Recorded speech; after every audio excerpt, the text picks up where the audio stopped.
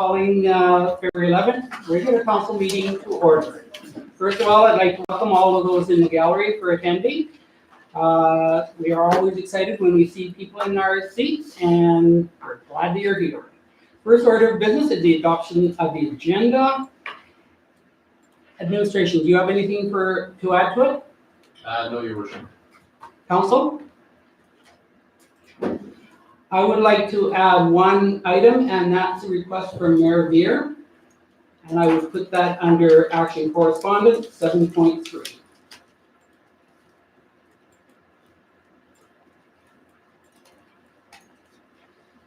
Can I get a motion to approve the agenda? So Deputy Mayor Olford first.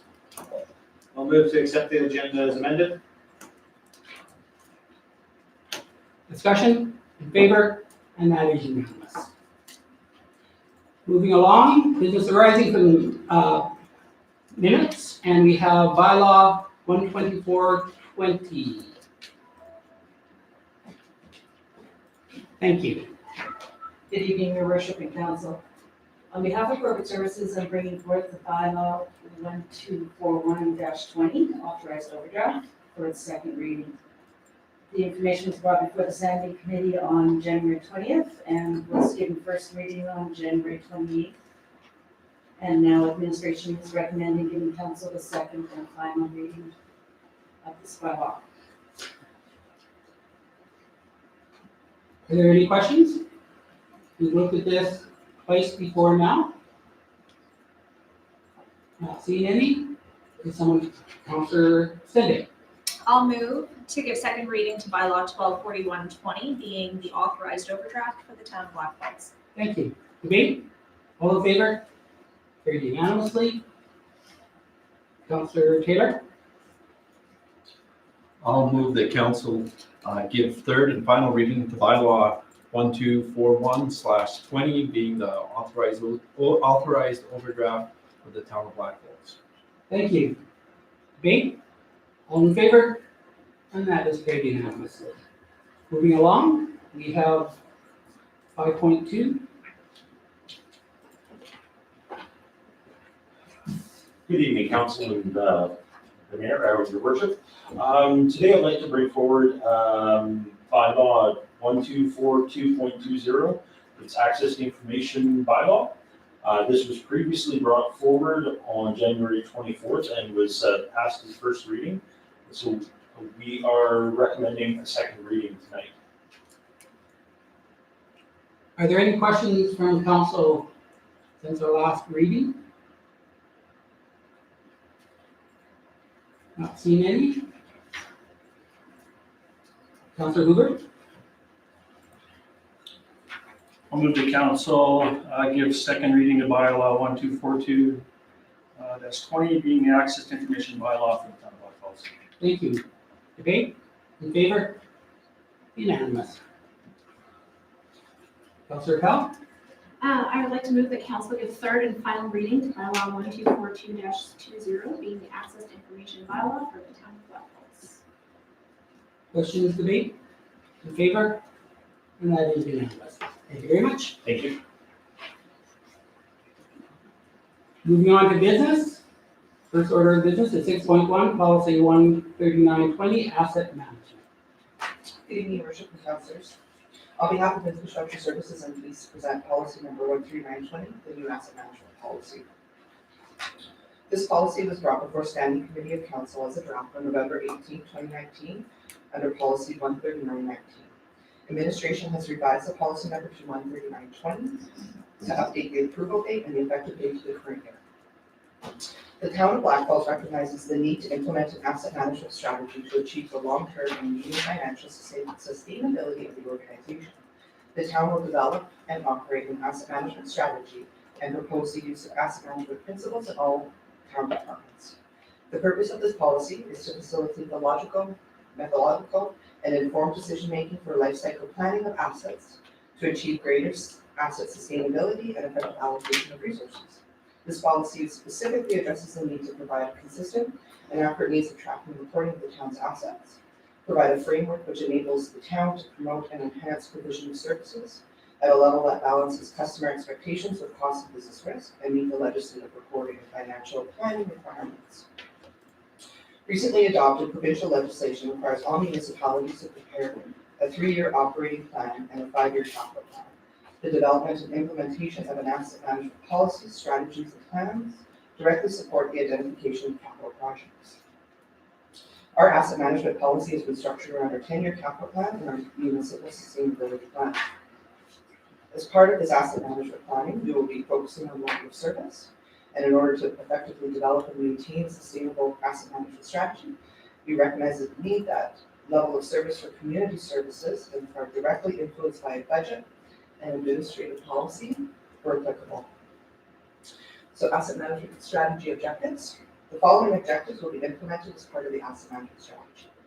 Clearly define the levels of service, establish and maintain a record of value and depreciation rates of all tangible capital assets for the town, review on an ongoing basis business processes related to asset acquisition, maintenance, disposal, and service provision. Establish a set of corporate standards that ensure consistency in the decision-making process as to how assets are managed. Modify business processes as necessary to improve operational effectiveness and efficiency. Ensure legislative requirements and regulatory standards are met, and achieve continuous improvement on asset management processes through ongoing improvement of data quality to provide increased forecast reliability. So staffing requirements to support this asset management initiatives. So the development of a comprehensive asset management program requires extensive research, planning, and departmental communication. The asset management strategy will set goals and identify priority activities to achieve them. The development of the strategy will be primarily facilitated by the asset management coordinator. So in January of this year, we brought on board Jamie Hobbs, which I believe most of you had the opportunity to meet. Jamie comes with extensive experience in both GIS and asset management. And he's also on the board of directors for the Infrastructure Asset Management Development. And he also has his professional certificate in asset management planning, so he's a great addition to our team.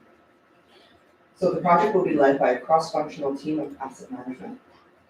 And the asset management advisory team will be made up of subject matter experts in the functional departments. And members will complete formal training as required, depending on their role as that asset management team. So our asset management strategy development timelines. So we have our milestone schedule there.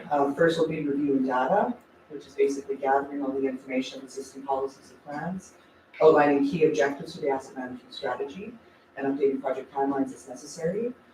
There are some grants out there available that we're going to be applying for. So we're going to be focusing in on that as well. We'll be focusing in on framework and strategy that will be used to develop the framework, and develop a participant involvement program that identifies key internal and external stakeholders. So the Asset Management Advisory Team, or AMET we're calling them, will be conducting internal workshops with the AMET team to determine internal requirements for asset management and summarize those key findings and recommendations. So we'll also have a consultation component of this, which will be done in 2021, 2022. Draft plan to council is proposed in 2022, and then the final plan and incorporate relevant feedback will be in 2022 to 2023. So as we move forward with asset management planning, we will be narrowing down these timelines. So financial implications will be determined through future refinements of tasks. An administrative recommendation is that council move to approve policy 13920, the asset management policy for the town of Blackfalds. For alternates, that council does not approve this policy, and that council will refer back to administration for further information. Thank you. And welcome, Jamie. We are very glad to have you aboard. We've heard nothing but the need for GIC and everything else within our community, so it's wonderful to have another staff experienced and qualified as you currently are. Council, do you have any questions or comments regarding this policy? Councilor Powell. I have a question. It's not actually specifically in regards to the policy. It's more just a general question about the position. What do we estimate the percentage breakdown of this position to be for asset management versus GIS? It should be, initially it's focusing on GIS, but as we move forward, it'll probably run at 50/50. Anyone else? I have a couple of questions. So, I guess whenever I see a project come forward, a policy come forward that envisions a 3-year implementation, I have to ask some questions as to why it is going to take quite as long as it is. And so I think that Councillor Appel addressed one of the questions, the amount of GIC as opposed to asset management that would be happening. One of my questions, I guess, is what is the difference between asset management data collection and asset management data analysis? So asset management data collection would actually be somebody going out and physically doing a data point where that asset is. So as part of that, we'll collect all that data, but we also have to analyze that data. So in analyzing it, and for example, we would go out and collect condition of sidewalks. So that means somebody has to go out with a GPS unit, assess all the sidewalks, and then we would actually have to, as part of our development, but develop a condition rating procedure. So level 1 means poor condition to 5 being perfect, brand new. So we have to assess all of our sidewalks for that and then put it into some sort of asset management software, which we're going to develop and what's best, and then do our asset management plan on what our replacements would be. Is there asset management software out there that will assist in doing this? Absolutely. Okay. So right now we have a lot of asset management that are relatively new, that are already recorded in management plans and development plans, etc. We have some downtown area that may not be included. So are we not able to use the information that has already been collected and already in our system? Stantec has done some. There is a lot of information that is in our system. And how many new things are there? Yeah, so that's a good question.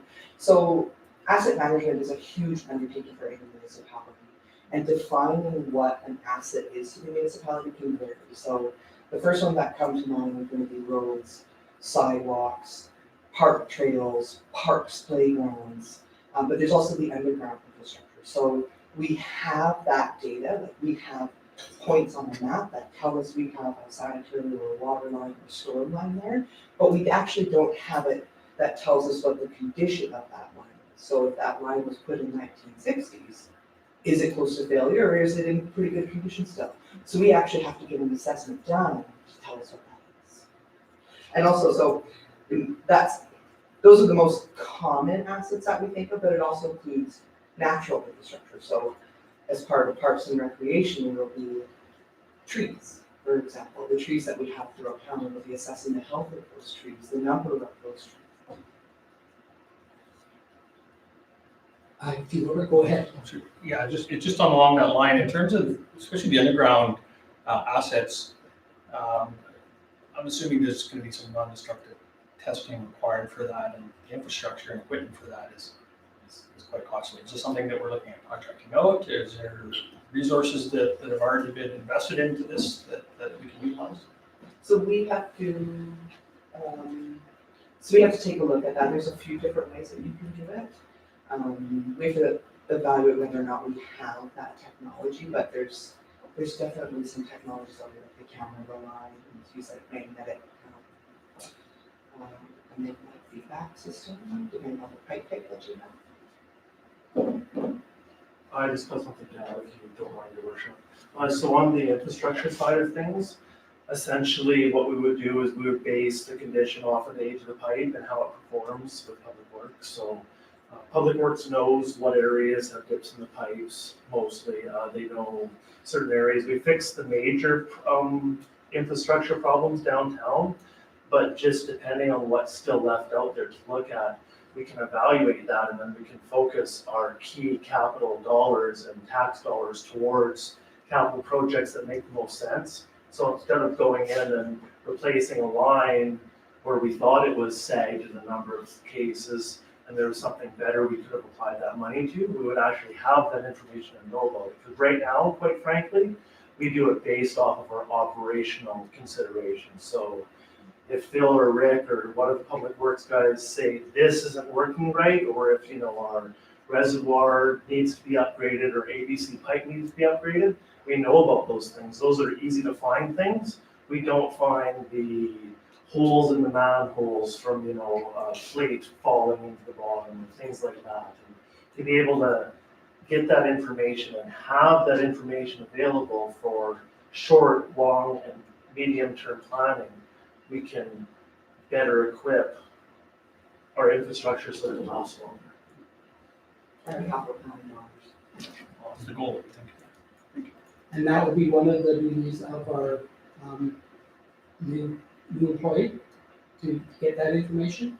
Partially, your worship, so we continue to get as-built and plan of records from all of our new subdivisions, so that information comes in the office.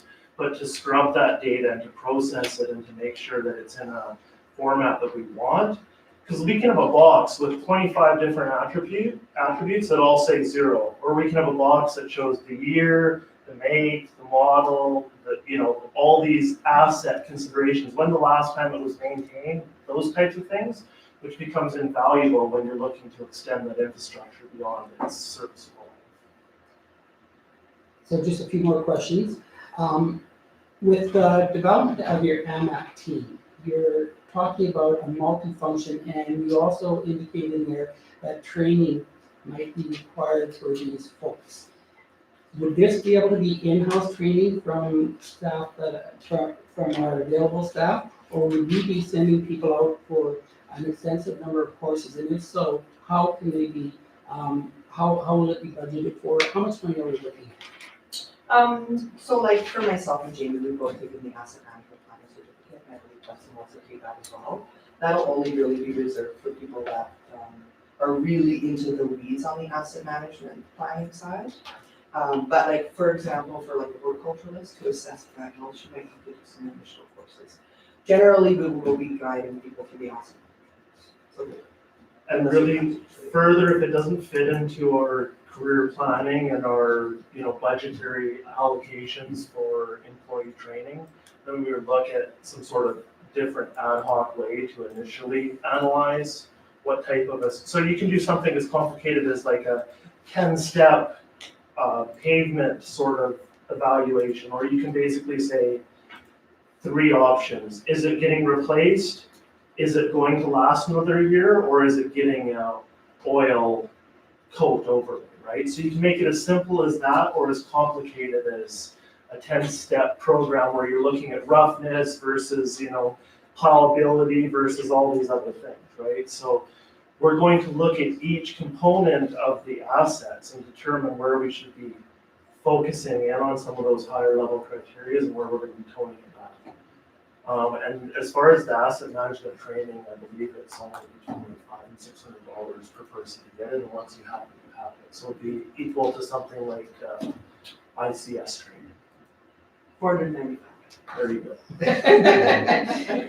He was exaggerating.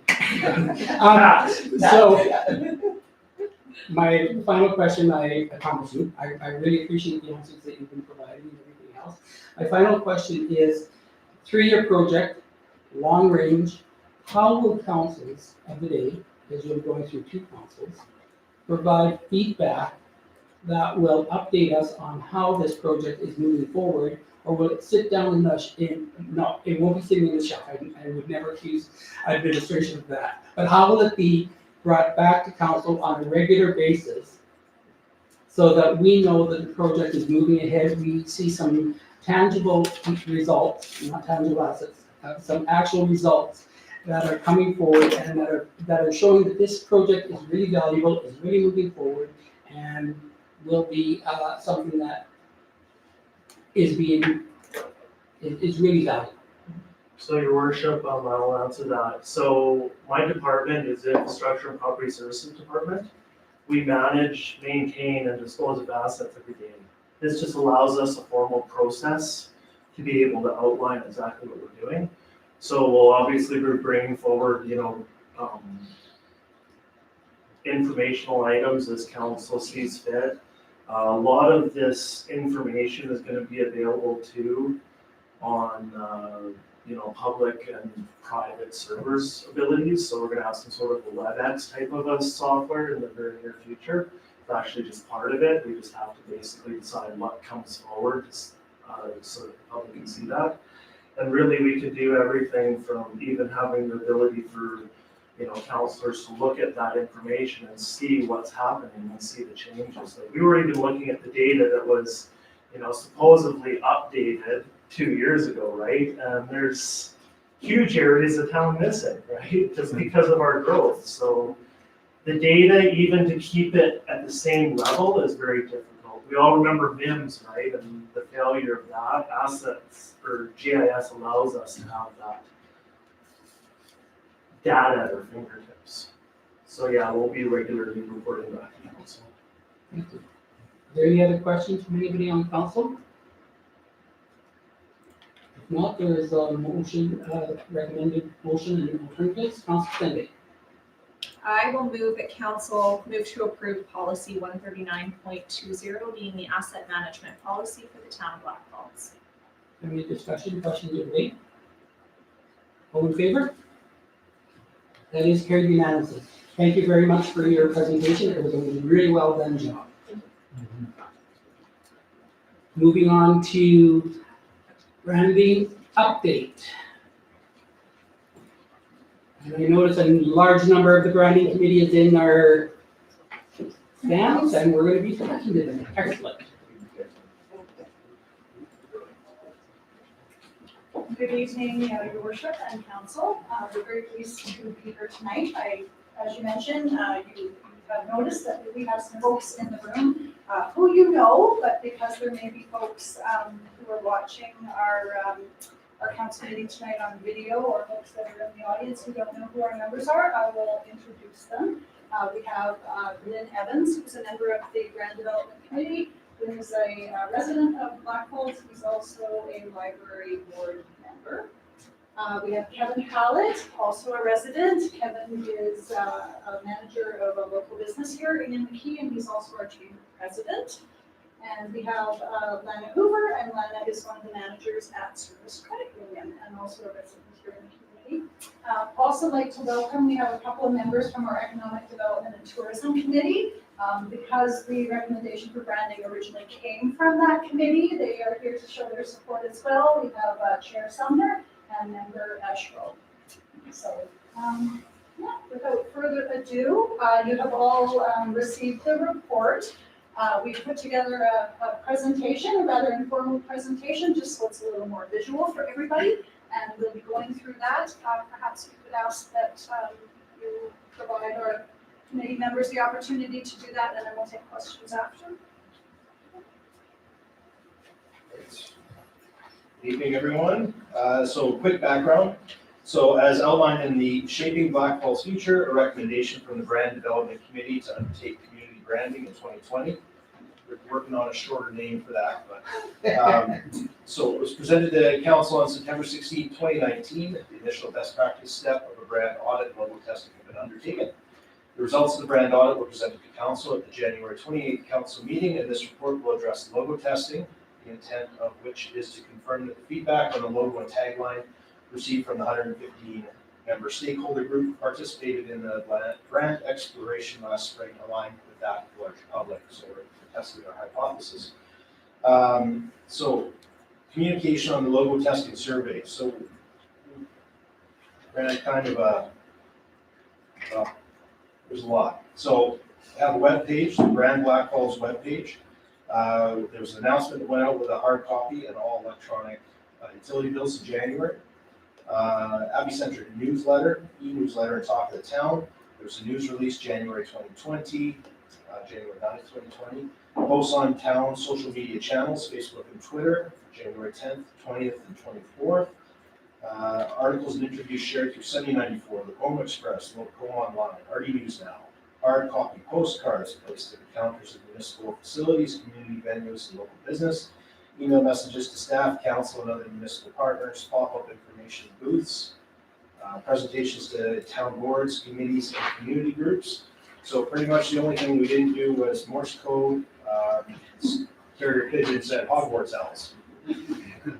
So our methodology, all the communication regarding the survey extended invitations for participation with the online survey, which was available from January 20th to 27th, as well as opportunities to provide input in person or over the phone by contacting communications@blackfalds.com or a phone number, and no requests for participation were received through the phone numbers or email. Between January 2nd and 27th, 151 hard copy surveys were completed by means of one-on-one interviews with focus groups. And the online survey from January 20th to 27th generated 217 complete surveys. The total number of surveys completed were 368. So the survey participants were told that their responses would be confidential, but they could provide their contact information should they wish to enter the final draw. And we have a winner for our prize, and we have made initial contact with her, but are not ready to announce quite yet. So a wide cross-section of the community and its stakeholders participated in the survey. So we have a well-rounded input from diverse points of view. So it could include residents, the youth crew, library, food bank, residential developers, area media, Chamber of Commerce, Utilized Development Society, municipal vendors, town council, town staff, a whole bunch. Additionally, every attempt was made to include input from across all age ranges. There was significant success with approaches taken, and additional efforts to further engage youth will be implemented in future branding and development project steps. The demographics from the respondents of the logo testing survey were displayed.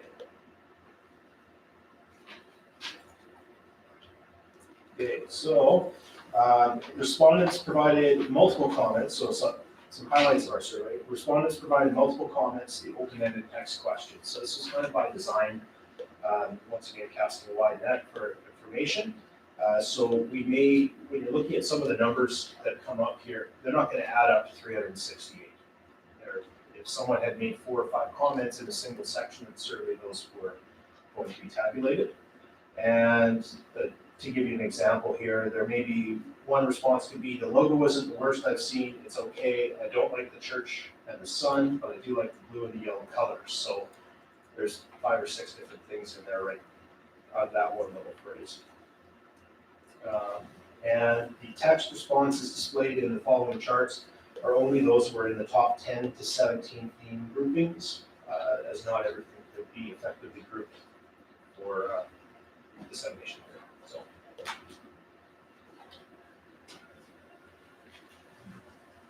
Hi. As you can see, what came from that was a strong top 3, which was community, close-knit, and youth, children, family, and family-oriented to our first question, which was what comes to mind when you think about the community of Blackfalds and what words best describe the community. As Kevin was saying, it was a large net. We threw it out there. We didn't know exactly what we were going to capture. And so this is the snapshot. Top 3, community, close-knit, young, children, families, family-oriented. Question 2, what is your vision of what you would like Blackfalds to be in the future? Now, interestingly enough, what the results show is the top 3, family-oriented is still up there, small town feel, community spirit, but commercial industrial business growth was a leader, which is opposite of the first question. It's noteworthy that there are a few significant differences between the reported perception of Blackfalds today and that of the desired Blackfalds of the future.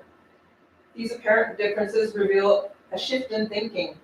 Culture and action may be necessary. Most notably is business investment opportunity is currently perceived to be number 10 in the minds of respondents when thinking about the community. However, in the envisioned ideal future of Blackfalds, it's overwhelmingly the number 1 desired direction. Number 2, community growth frequently came to mind as a current attribute of survey respondents, earning its 4th place in the groupings. However, in future ideal, population growth dropped to number 14th place and was frequently mentioned along with the need for a well-planned and purposeful approach to residential and community development. Number 3, inclusivity. In terms of being a community that is multicultural and multi-generational, it was not reported on being a perceived aspect of Blackfalds currently. However, this featured prominently in the desire for the future of Blackfalds community. Input on areas of strength for Blackfalds that should be built upon and continue to be a significant part of our desired future include remaining family-oriented and continuing to provide enhanced recreational amenities in the community. When we get to number 3, question 3, what comes to mind when you think about the current town of Blackfalds logo? Again, the top 3 is it doesn't reflect Blackfalds. The church, the Christian, the religious aspect isn't what represents current Blackfalds, and that it's old-fashioned, outdated, and not modern. Many of the survey responses to question 3 are quite similar to what was expressed by the 115 community stakeholders that participated in the brand exploration last year. The one new significant learning that came from this survey was how the church in the logo is currently perceived. This may have also ties to the desire to create a more inclusive future community of Blackfalds. Your Worship, Council. Question number 4 that we asked on our initial survey is thinking about the logo overall, which of the following best describes your feelings about it? Our numbers came back and only 28% of respondents reported liking the current logo. The other 72% were either neutral or disliked it. I'm not really a marketing expert, but when you're marketing and somebody's kind of like, nah, that's good, I guess, that's probably not a strong selling point. Question 5, how visually appealing is the logo? Overall, 21% of respondents reported finding the logo to be very appealing, 30% thought it was somewhat visually appealing, and 50% did not find it to be visually appealing.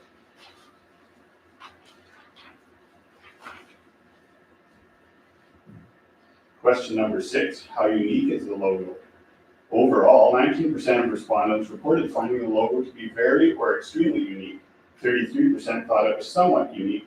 48% thought it was pretty much a generic logo. Question number 7, how accurately does the logo reflect the Blackfalds of today? 36% said the logo reflects the current Blackfalds moderately or better, and 64% said that it only reflected the community a little bit or not at all. How accurately will the logo reflect Blackfalds in the future? Overall, 30% of respondents said the logo will reflect the future of Blackfalds moderately or better, and 70% said that it would only reflect it a little bit or again not at all. Question number 9, what comes to mind when you think of the tagline that sometimes accompanies the current town of Blackfalds logo? Interestingly, responses on the tagline were more favorable than for the logo. There were many comments about appreciating the reference to young families raising their children, but even many of those respondents also reported not favoring the word nice and thought that the tagline could be strengthened if it was kept. The numbers basically, the highest was that it's not compelling, it's not old, and it's kind of boring.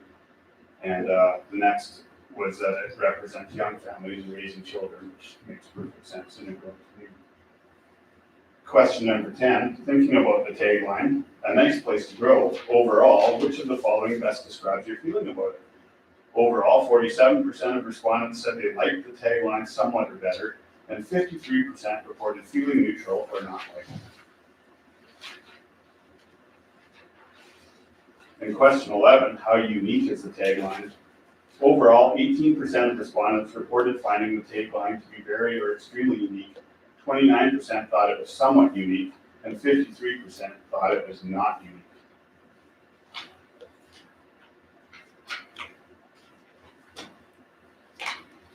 So our next steps, defining the desired brand direction.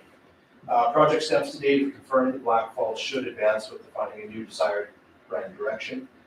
Brand audit recommended that the municipality and community would benefit from the development of a brand, clearly defined and unified system of visual components, including colors, standards, graphics, and messaging, as there is not one that is currently being adhered to. Municipal plan review. Community branding will positively influence or help to advance many of the identified goals and priorities. Logo testing. Majority of the 368 responses received indicated the desired future for the community that is not well portrayed by the current logo, and there's an appetite to participate in a meaningful way to shape the brand of the community. The Brand Development Committee will determine engagement opportunities for input on what the desired brand direction for the community is.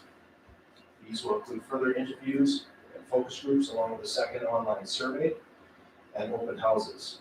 These tools and communication on this next step will all be in place in early March and will remain open for most of the month to facilitate as much public participation as possible. Our financial implications, dollars for the activities have been allocated in the 2020 capital budget.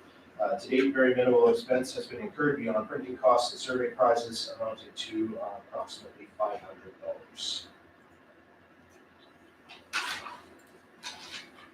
So if you have any questions, we will open the floor.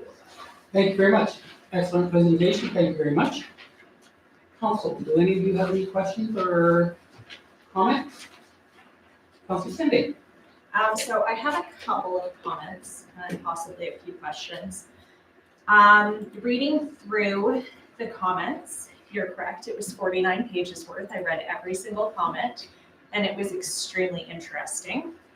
There are comments in there from people who state things like they left in 2010 and no longer live here. They're more likely to visit their friends in Blackfalds because of the splash park. So I'm assuming that we opened this up to everyone and not just residents. Do we have any idea how many people from outside communities took part in this survey? So yes, we did open up the survey to outside residents. You'll remember that when council participated in the one and a half day challenges and benefits of branding workshop last summer, that was a direction that was provided at that time. It was advised that we contact other municipalities, that we contact our municipal partners, et cetera. So as part of the list of respondents that we reached out to, you'll see that there are people from across the province.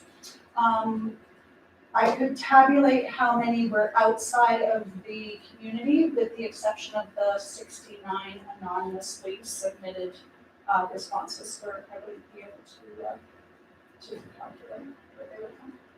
Okay. And since you're looking into that as well, would you be able as well to separate in those, how many are residents and how many were key stakeholders or staff? I don't know that I would be able to tell who was a resident. I'm not sure that I would know that, Okay. to be honest, sorry. The reason why I'm asking is because reading through some of them, it's quite apparent that it's a staff member. And I wish that I had been able to see the comments separated into the two categories, just like the graphs originally were. Because I'd like to know specifically how residents are responding, because there has been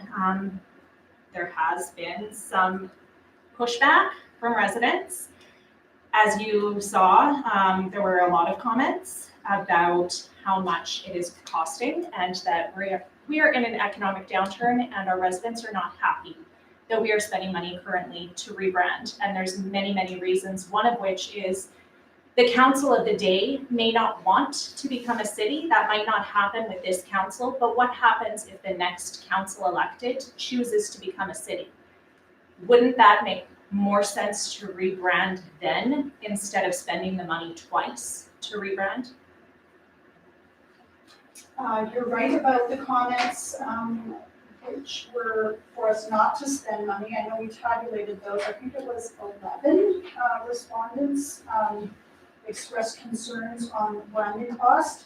Either they didn't want the money spent or they preferred to have the money spent on an indoor pool, snow plowing, traffic calming, or given to the food bank. Okay. So it didn't make our list. But So on that note, would it be possible to maybe poll residents only, a yes or no question, whether or not they are in favor of branding? I don't think that would be a good move. I mean, we are a municipality, and so our internal stakeholders are key, right? Like council and staff are part of the organization equally as much as community members. That's kind of just a common principle. If you can't get internal buy-in, you're not going to have success at selling the brand externally. So that's just not a branding principle. We also have businesses that are within our town Absolutely. who aren't necessarily residents, but they're invested in businesses. Invested, yeah. So while I maybe don't disagree that we do have key stakeholders, we have their information in these surveys, I don't think that it is outside of the limits or scope to ask for just resident responses on one survey, a poll, a yes or no, are you in favor or are you not? I wouldn't support that, but that's not my decision, so I'll leave that up to council to decide. that. So, like a simple yes/no referendum to a largely uneducated public on the topic of branding, they're gonna go straight to the dollars. Now, part of what we will be doing is improving our communication on where we're at with the process, because we ran the numbers and it works out to per household, maybe $8 a year for the branding project, so it's not a huge household. It's not a huge expense, but what this project can do, this can help. Okay, think about it, you're in a sports stadium and you have a whole bunch of people and they're all shouting their own cheer. It just sounds like noise, right? You don't know what anything to say. But if everybody's cheering the same cheer, that's kind of what this will do for us. And you can get a message across to people outside the community about what a great community this is, the things we have, who we are, and you can forge an identity out of that. Nobody wants to spend money right now when you're in an economic downturn, but this is the perfect time to invest. You have to have this in place for when things start to turn around. So this is the right time. So you didn't really answer my question though. What happens if in 2021, we have an election and we have a new council in who's gung-ho to become a city? And we're suddenly stuck with having to rebrand for a second time. Don't understand why we would have to rebrand it for a second Why time. would we if have to became a city. respond again? So that could be something that was taken into account as Absolutely. you're putting forward your branding, as you're putting forward the logo. That's possibly a really good point that the committee might want to consider as they're moving forward, looking at changes that might occur in the future. You definitely would want a brand that would have like the ability to, longevity, like you wouldn't be doing a brand that will last 50 years. That's a problem with the small town logo and image right now. We're still growing even if it's slower. Right? So we want to plan for growth. We are of a population, there's already 10,000, so we could essentially be a city now. It doesn't change. So can I recognize Councilor Taylor and we come back to you? Yes. Okay. So I just have some comments. When I moved to Blackfalds in 1986, I did not move here because of the logo. I moved here because it was affordable to start a family. I could see the potential Blackfalds had. In the process of moving here, though, there were several problems. Number one, where I bought my house, the land developer and builder, he was fed up with this town, fed up with council, and he was selling off his assets and leaving. The town looked, if you went to downtown, it almost looked abandoned. The town lost a major businessman because of a bad relationship with town council. The town didn't want to grow. Over the last 20-some years, council has worked on the image of the town and the relationship with developers and businesses. We did community economic development, and a town spirit emerged, and it was exciting. We corrected issues and promoted the town at the home show, and we worked progressively through foundation planning documents, which the citizens of our community benefit today. I was a bit reluctant at the branding at first. but several things came to mind. I voted for the town branding, and possibly not for so different reasons that other councillors that voted in favor. These are the reasons why. Years ago, when I was at an economic development conference in Bonnyville, a professional speaker said this, said that during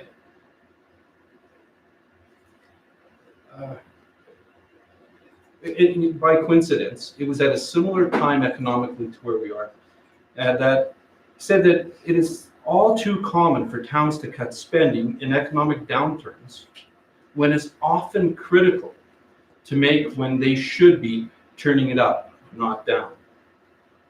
Second reason was because many business people and citizens have come on board like we had in those early years, which had the momentum.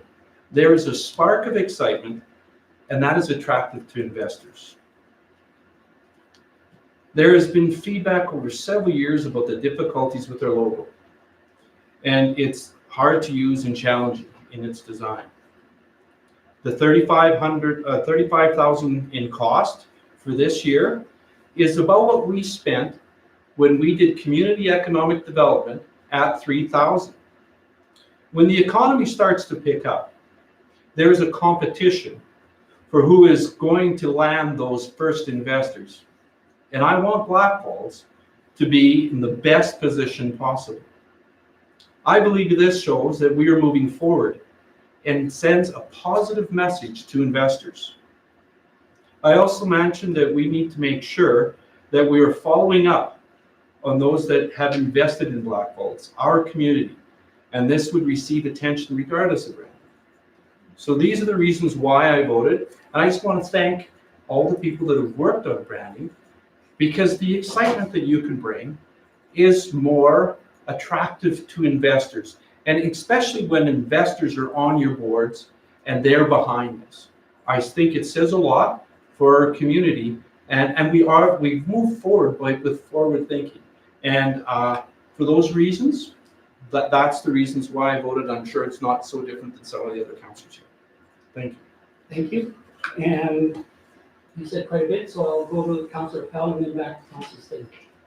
Thanks. Actually, my comment was just for Councillor Stanley, actually. That's what started the question. I'm just Chair? wondering how, sorry, through the chair. That's you. My question was just on how we would possibly go about ensuring that the only people responding were residents without like going physically door to door or making them checking their driver's licenses. Because if you do a survey and just ask people to put in their postal code, you just search the words, postal code and then town name, and you can find, like, there's a lot of ways to get around that. So I'm just not sure how we would even guarantee that we were only having residents for that. Councillor Sting. I'm not an IT person, but I'm sure that there are ways. I'm sure that our IT is wonderful and could figure that out. We have a town newsletter, we have bills that go out. There should be some way to attach it to that bill and have a code or something as a response. I'm guessing by the nodding over there that that's something that's maybe possible. I also just wanted to comment on the tagline and how much it stood out to me that there's a lot of people. There was 70% almost of people who were either neutral or in favor and like it very, very much. That said, is it really worth it to undertake changing the tagline if we have people who say that that's part of the reason they moved here, because it's a good place to grow? Thank you. So administration, there was no request for a decision on that it was included in the presentation. So what are you hoping that council does at this time? As far as I'm concerned, this is a branding update. The monies for this project were approved in the budget already, and just to make sure that we were really being diligent and not throwing the baby out with the bathwater, we went ahead and did this logo testing and tagline testing just to make sure that if there were things that people really loved, that we were aware of that we were not gonna get rid of things that were working well for people. As Councillor Stendy said, people did seem to have some resonance with the tagline. It did also say they thought it could be strengthened a little bit. So I think probably if we were to keep the tagline, and we'll find out more as we go through the next steps. Yeah, so we just didn't want to throw anything else. So really it's more just an update for you and a confirmation that for the most part we saw from the larger public and prospective residents, investors, visitors to our community. Very similar results to what we saw last year when we did the exploration with the stakeholders. Councillor Hoover? Yeah, a question and a comment. So, of the 35,000 or so of the budget that's allocated for this year, how much of that is likely being used for this small portion of the branding process, which is the logo and the tagline, and how much is being used for preparing for the next steps potentially of this branding process? So basically, it was a $35,000 ask for this project for this budget year. We estimated that the maximum for any kind of visual identity design would be $25,000. If we can get it done for less than that, that would be great. If we were to just say, we're gonna hire somebody and we're gonna say, design us one logo, it would be a lot less. But we feel like we really wanna engage the public. We really wanna say, give us at least 3 options of a visual identity that represents what our community is telling us they want to be. So we've upped the budget for that a little bit. The other $10,000 is primarily for public engagement. So hosting open houses, offering coffee and cookies, our hardworking volunteers, feeding them pierogies when they come for 3-hour meetings. 4 hours, so we give them some pierogies and make them work for 4 hours. Yeah, that's our budget for this year. I mean, really, we've had people come up to us and say, we were at the Abbey Center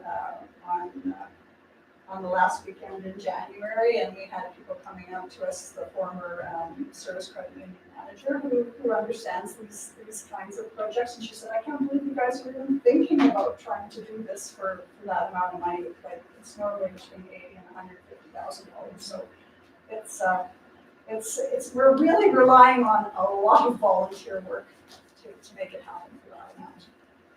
Okay, so the comment side, a little more on that. Now, I know some of you realize, but for those of you who don't, that before being elected to council, I was on economic development for 4 years. So basically, for the last 6 years, it's been pretty clear that the residents of Blackfalds have been asking for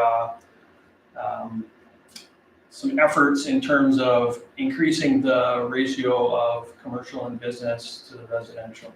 I think that that's for multiple reasons. First being that, you know, they have a desire to not just live, but to live, shop, and have services provided within the community.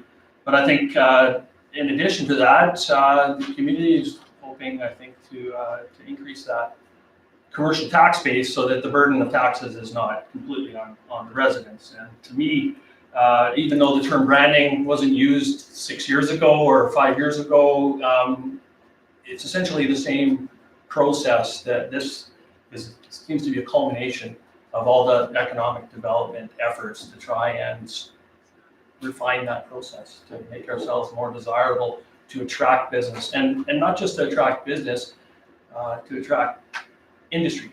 And what I mean by that, the difference between business and industry is a liquor store, pizza restaurant, those are businesses. An industry is a collection of businesses that provides a large number of jobs, a large number of services. You know, if we look at Red Deer, their main industry, believe it or not, is agri-food. The biggest employer is Oli Mill. Those things don't just happen without any effort. You have to put effort in, spend a little bit of money, spend some time to attract those.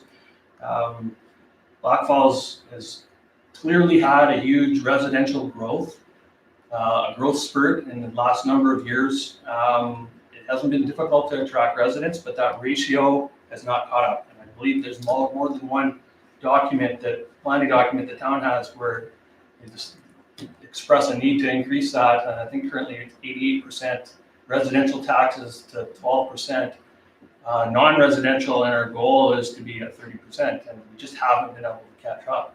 I think that beyond the idea of just simply looking more professional and more cohesive as a municipality, we're trying to show the surrounding areas and surrounding communities that we're maturing, that we're coming into our own, and that in itself, as Councillor Taylor has been doing this a lot longer than I have, and he would probably agree that it takes a little bit of investment to get there.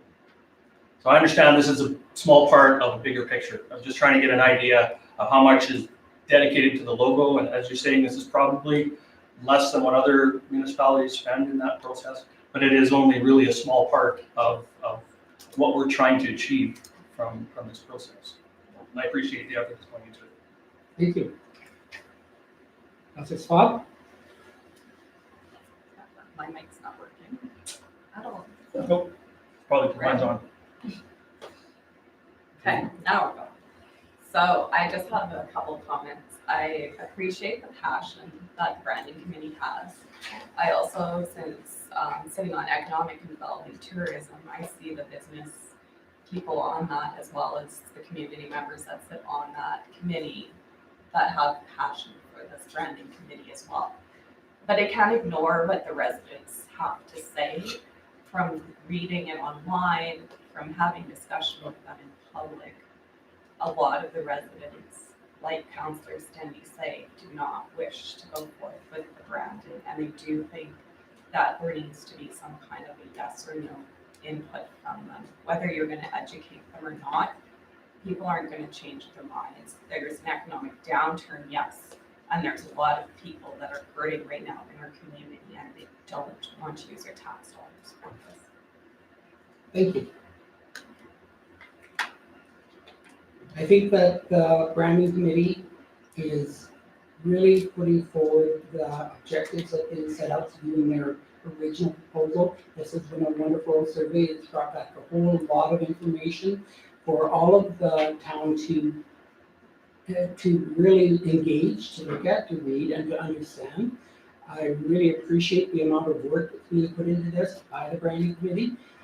You've done an awesome job as far as bringing stuff back to us, and that is what council asked the branding committee to do, and I think that you're meeting that objective in spades, or hearts, or whatever you want to call them this month.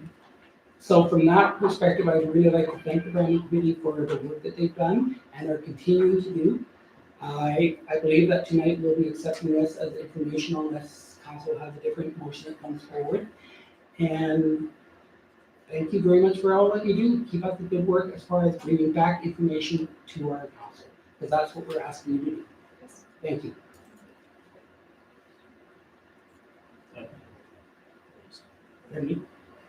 Deputy Mayor. I do want to thank ADL Hartig for compiling the comments. I know it seems like a big ask a couple weeks ago when we said, but 49 pages of comments is impressive. I think that's the most amount of comments we've seen on any kind of survey we've put out in the last number of years. So it's good to see the input, good and bad and different, right? We've seen a lot of maybes on it. So thank you for that, and it'll be interesting to go forward and see how much more education and comments we can get out of this. Thank you. Councilor Stenby? If nobody else has any questions, I'm prepared to make a motion. Go ahead. So I will move to accept this as information and direct the Brand Development Committee to proceed with a survey of residents, a poll, if you will, yes or no, whether or not they are in favor of branding at this time. I would accept both of those motions, but I think there are two motions. Okay, they can be separate. Okay, would you like to make the first motion? So I will move to accept this as information. Debate on the motion? All those in favor? That is carried unanimously. And then further that we direct Brand Development Committee to do a poll of residents, yes or no, whether or not they are in favor of branding. So debate on that motion. Seconded before us. Councilor Taylor? Yeah, I don't see any good reason for that. We've already, as a council, made a decision. We were elected to make those decisions. We've already started down this road. I don't make my decisions out of social media. I don't make my decisions, I've thought this out for several reasons, which I shared, which I could go into far more detail. And to do that, ask people to say, are you approving or not? Well, what are they approving? Are they approving $35,000? Or if we phrase it, are we approving about moving our community forward? There's 3 points of the sale: interest, desire, and action. This fits with me with creating interest, desire, and action for our community. If you ask some people, we could not spend ourselves into not moving forward. I think we've been progressive at moving forward. Systematically, we've had foundation planning documents, and this is consistent with the way this community has moved forward. And like I said, I have been with our community and the excitement. I'd like to see that excitement back in our community as we move forward. We are adolescent into a city. We're a city. Would we be a young city with this population? I would be opposed to that motion. Councilor Hoover? Yeah, further to that, I think it's a mistake to eliminate the other stakeholders who may not be residents that have a significant amount at stake with it when it comes to the future of Blackfalds. Councilor Al? Thank you. My concern would be that before I would vote for that, I would need to know what that cost would be. Because we know how much the cost is for census to do it, so that everybody gets a specific code with their house and has to enter it, and has to get compiled. So, I would just want to know that there'd be a cost-effective way to do that before I vote for it. Can administration answer that without further investigation? We'd have to look for that information, Your Worship, and bring it back on the Councilor? So as Ms. Hardick just mentioned, there is $10,000 in the budget already for things like surveys and getting information from residents and key stakeholders. I don't foresee this not falling under that scope. So, CEO Thompson, I'd like to request your expertise. Councilor Taylor raised the point that this has been voted on and approved in a previous vote. And that would have been back in In our budget process. In November, great. So when something like this has been voted on, do we have, in our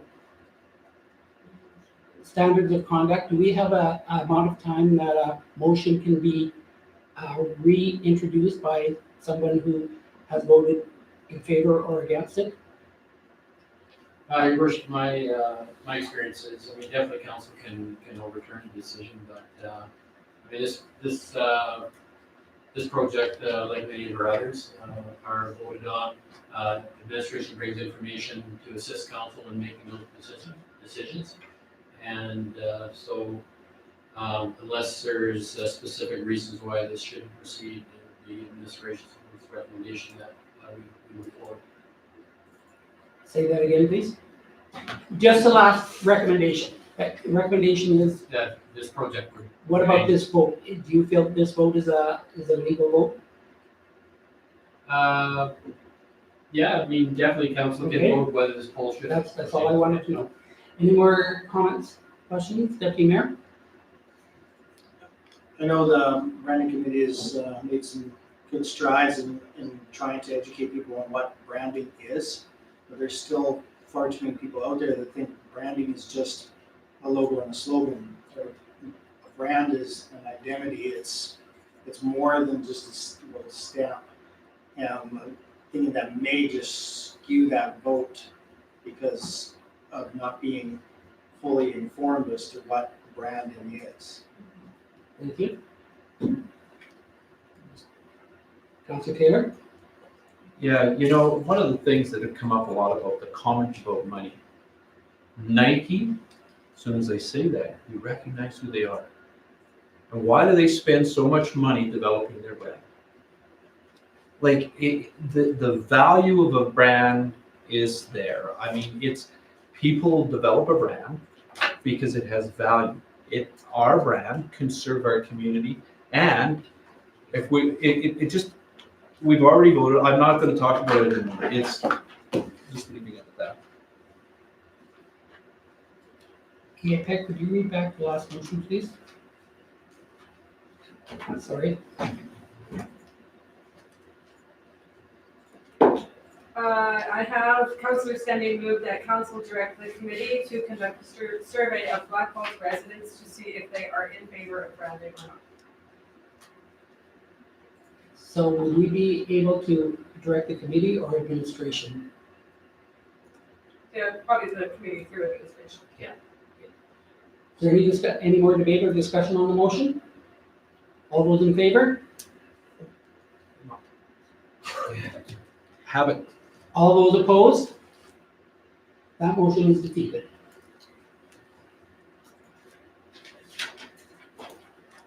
Thank you. Thank you very much for your hard work, and we'll look forward to the next survey, the next input, and in March, I'll be looking forward to more consultation. Thank you very much.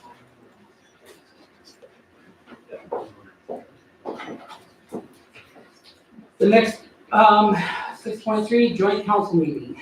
CEO Thompson. Thank you, Worship of Council. Back in the first part of January, reached out to the CEO of the City of Home to see if their council would be interested in meeting with our council, have some joint informal discussions. I don't believe since I've been here that we've had such meetings with the City of Macomb. I know we have with Macomb County. And so they did reach out to us. They had a recent council meeting on January 27th and asked that the town of Blackfalds consider May 4th. And so we would host that meeting if that timeline works for council. And we would host it at our new Blackfalds Operations Center. The purpose of the meeting, again, is to have a tour and some informal discussions just on subject matter, that we all share. At this time, we don't know what those discussion items are, but I will be working on that with the CEO and sharing it with council prior to that timeline. So we're looking for council's approval in arranging that joint meeting with Macomb Council and their senior administration commencing at 5 p.m. on Monday, May 4th at the Operations Center boardroom in Blackfalds. Thank you. One of the considerations CEO Thompson did was recognizing that there's an ACD meeting that evening and wanted to ensure that all members would be able to attend both those functions. So he was very concerned about that and made sure that he brought that forward. Is there any discussion on the motion? Deputy Mayor? Was there not an earlier date? That's a fair ways there. I was told that they looked at a number of dates and that was the one that met their needs. Councilor Bell? I was just gonna say their next date was September, I know. and my guess is September's not gonna work. Any other questions or comments? Yes, there's someone prepared to make the motion. Councilor Stanley. Since you so kindly read it out already, I'm prepared to move the administrative recommendation. Thank you. Any questions, debate? All in favor? And that is unanimous. Moving on to action correspondence. The first note is the Alberta Order of Excellence. Basically, I think this will just be a matter to bring forward for information, but I wanted to make sure everybody on council was aware of it. Is able to, if they wish to participate, the letter is also here, the Alberta Letter of Excellence, and if you wish further information, then maybe you could request administration's assistance. Looking for a motion to accept as information, Deputy Mayor. I'll move to accept as information. Questions, debate, all in favor? Unanimous, thank you. The next item is also the RDRW Spring Forum. Now with this, I've forwarded the information to you. On the newsletter, on page 3, you have the Spring Forum, save the date. That is on March 25th, and they're going to come to our community. They're going to be at the community hall, and they're going to be putting on their Spring Forum here. Now, my original hope was that I would be able to be in attendance, but AUMA threw us a curveball, and they put their leadership caucus on that same date, and I feel that the information around everything that's happening with the government, there are going to be a number of ministers at the leadership caucus, etc. So I'm going to attend that. Having said that, I would looking for someone within the council. I will ask Deputy Mayor first, and if he's not able to, possibly someone else could commit to giving opening remarks. That date is currently free, so I could attend. You could attend, okay. Then we will assign the deputy mayor to that, and could that be reflected in our minutes? Aside from that, the forum is going to be an interesting one, so if any councillor is able to attend, I think they will be gaining some more information, some more knowledge. The director of the RDRW and I have been in conversations regarding some of the things that are in there, and it does sound like an excellent opportunity coming forward. Look for a motion to accept for information. And I saw Councillor Hoover's arm up first. Yeah, I think I will be attending that as well, at least one day, but I will put forward a motion to accept that for information. Is there any debate, questions? All in favor? Unanimous. The next item is an emergent issue that came up last week. Now, if I were to be honest, it has been approved by the majority of council, so I could have moved forward and done and said that Blackfalds is in support of this, but I think it's important that council be aware and have their opportunity to vote on it. It's a request from Mayor Beer.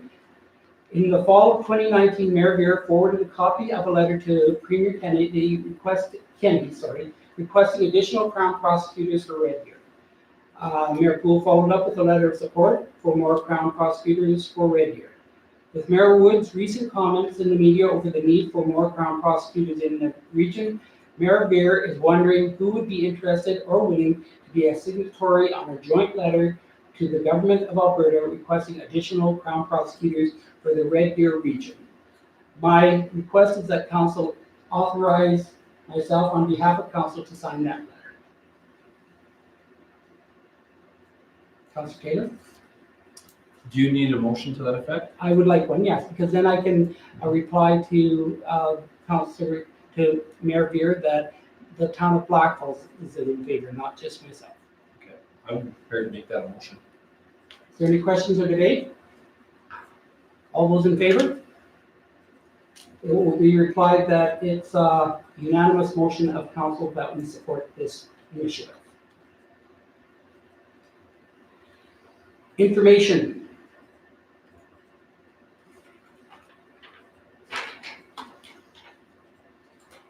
First item is Building and Development Monthly Report, January 2020.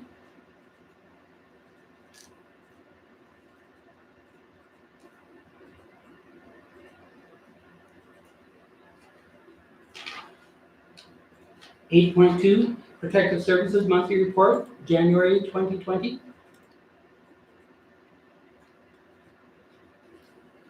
And the information is for January 2020. Anything there that stands out? 8.3, Winterfest 2020, February 17th. And remember that we all on council received an invitation to serve hot chocolate on Saturday from 12:30 to 1:30. Great. So if any of we can make it out, We'll make it a group effort. Anything else new on the Winterfest? How are the plans going for it right now? Oh, they're going good. I mean, the biggest thing that's a challenge for us this year is that our budget went from 23,000 to 12, right? So, but I think it's not going to affect them that much. So, Jill and our parks really doing a good job of putting stuff together as we speak. One of the changes that you made, exemplified today, was the elimination of ice sculpture, ice slides and that had to be in, that would be melted. Yeah, for the weather coming up this weekend. Great. 8.4, MPC, January 14th. Councillor Sunday. Just a minor correction under emergency exits. It says Chairperson Hoover identified the available emergency exists. It should say exits. And that will most probably be correct. Have you approved those minutes at your meeting? I did sign this. Okay, so I might have said exists. that'll I don't have think to so. go, that'll have to go back Exists. to the board catch. for correction, and it'll come back to your meeting for correction again. 8.5, Recreation Culture Parks minutes, December 4th.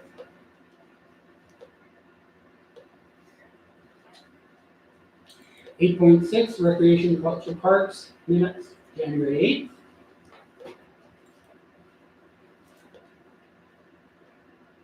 8th. 8.7, Home Council highlights, January 30th.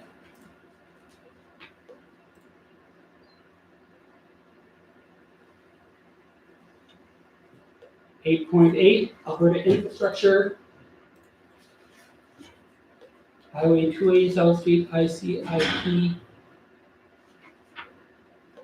Does that mean it?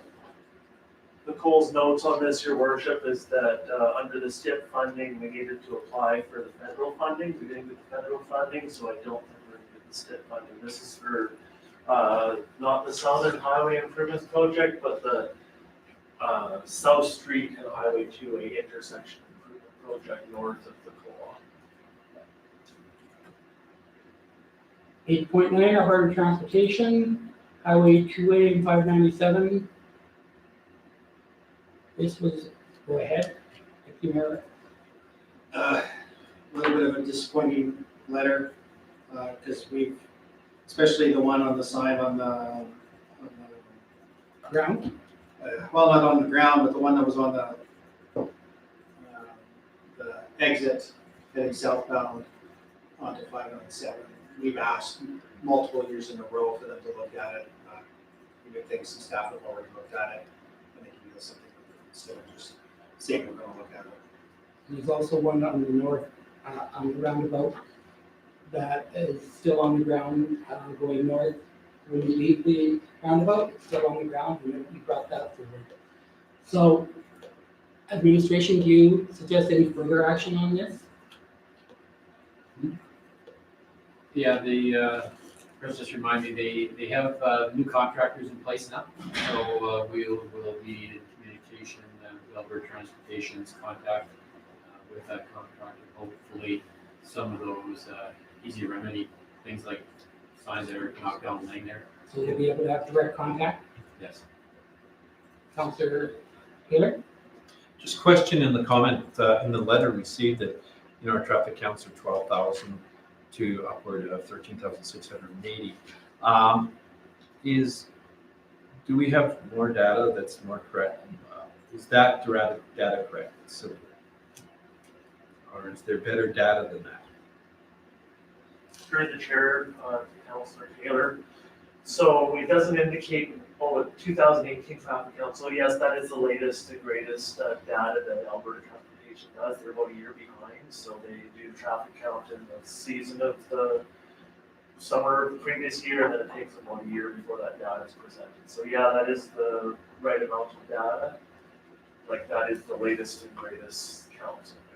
There's a couple of other intersections that also have traffic counts, but they're lower than those numbers. Yeah, subsequent to that, then can we make sure that we share that with economic development, that they have that information that's current? Thank you. 8.10, Recycling Council of Alberta. And I understand that there will be presence from your department, from Infrastructure Property Services. Yes, Your Worship. Excellent. 8.11, Spring 2020 Municipal Leaders Caucus, 25, March 25th and 26th. Again, the thing that drew me to it is administrative dialogue sessions 1 and 2, 3 and 4. I think that they're going to be an opportunity for us to really voice our concerns, voice anything that we have on, for example, the existing and upcoming health care revisions. All of those things will hopefully be areas that we can provide input on and really make a difference. If any of the councillors are interested in going, this isn't limited to just the mayors or reads. This is open to anybody. Any comments on any of those information items?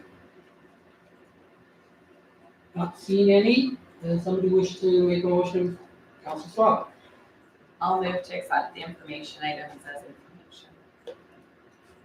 Comments, questions, debate, in favor? Unanimous. Thank you very much. We don't have any round table this evening. Adoption of the January 28th regular council meeting. Councilor Powell. Just one question, under resolution 19/20, I just want to make sure that that address is correct. It shows 5509, and I had another note, so it was It should be 530. 5309. So, yeah, Make that's that just, correction. something I noticed. Thank you. Also, Your Worship, just advise council that in the minutes, we've changed we made a correction. The council motion moving to extend the meeting past 10 p.m. and reminded me that in our procedural bylaw, allowed meetings go till 11 p.m. Okay. So we made that change in there according to the procedural bylaw part 13. Thank you. Any other amendments, changes? Motion to accept as amended. Councilor Stenday. I will move to accept this as amended.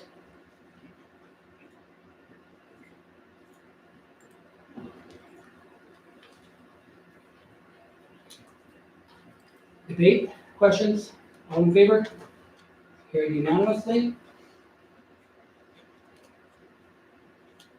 We have no notices of motion. I don't have any items to go to the council. Do any councilors have anything they wish to bring up? Not seeing any. We do have some in-camera items. What is the wish of council? Councilor Powell? I would move for a 5-minute recess.